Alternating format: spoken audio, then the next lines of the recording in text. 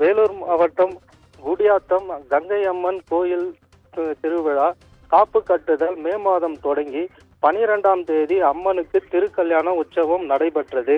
நாளை கங்கை அம்மன் கோயில் சிரசு திருவிழா நடைபெறவுள்ள நிலையில் இன்று கங்கை அம்மன் கோயில் தேரோட்டம் நடைபெற்றது.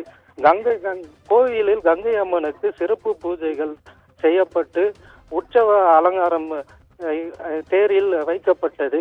பின்னர் தேர் கங்கை அம்மன் கோவிலிலிருந்து தண்டாராம்பேட்டை நடுப்பேட்டை வழியாக சென்றது. இதில் ஏராளமான பக்தர்கள் கலந்து கொண்டு வடம் பிடித்து இழுத்தனர்.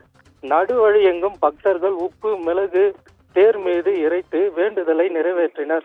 மேலும் ஆடு கோழி உள்ளிட்டவைகளை பலியிட்டு தங்களது நேர்த்தி கடனை செலுத்தினர்.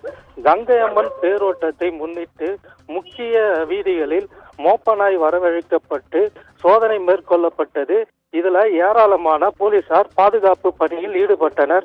மேலும் நாளை கங்கை அம்மன் சிரசு விழா நடைபெற உள்ள நிலையில் தேரோட்டம் காலை முதலே நடைபெற்றுள்ளது.